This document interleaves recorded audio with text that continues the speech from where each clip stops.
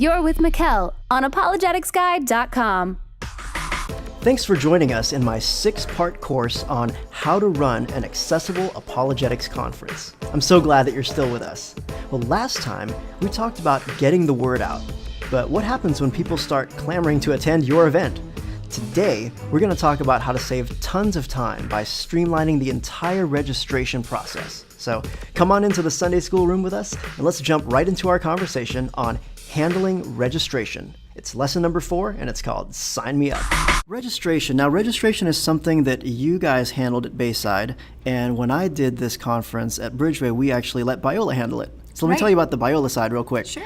The Biola side is super easy because they have a website called apologeticsevents.com/whatever you want for your church. People will go there, they'll take care of the payment processing, they actually keep all of the money up front, and then after all the reconciling is done, they'll just cut your church a check. So it's very simple that way. When it comes time for a physical registration at the event, they will take care of all of that as well. You just have to supply some volunteers for them, but it runs very well. It's very smooth.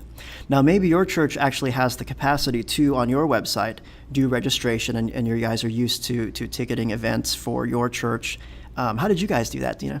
Sure. Well, that process through Biola actually sounds amazing and very simple. Our process was a little more complicated, but for financial reasons, we had to run it through our system.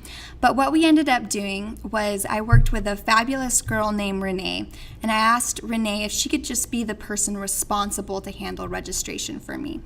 Because when you're talking about an event that has a few hundred people at it, registration is actually quite a big process. Because you need to collect all of their money, you need to collect all of their information, you need to make sure that they're receiving a confirmation email saying thank you for registering for this event, and here's the details you might need to know. So I would recommend that if you are having your church run the registration, that you would find someone, a volunteer or someone on staff, who would be able to run the registration process for you, someone familiar with the church's system. And then you just work with that person to see what sort of information they need from you. And that worked really well with me. Renee was a fantastic staff person who was able to help me out with the Bayside registration process. Now, I think for these breakouts, we need to figure out who all is going to these breakouts. Because I've been to events where they had no clue, and then they had to move people from room to room to room. Sure. And it's not only awkward for the participants and kills time in your conference, but it's awkward for the speaker too.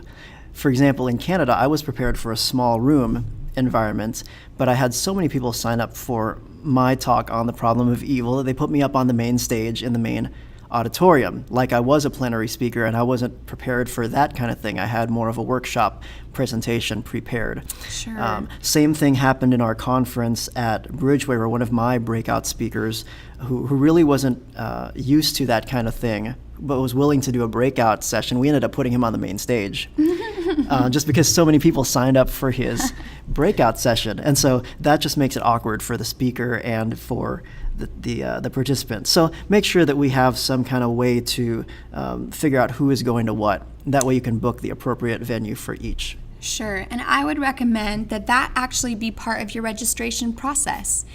And if you, while people are registering, can have them select their breakouts, which definitely requires forethought on your part to know which breakouts you're going to be offering at what times. But if you can have that information when they register and they can select it, that will make the whole process so much smoother. And you will definitely have those people who, thought the breakout on atheism was going to be interesting to them, but all of a sudden they decide, no, they want to go to the Mormonism breakout. And you're going to have those people who swap breakouts, but having them do it during the registration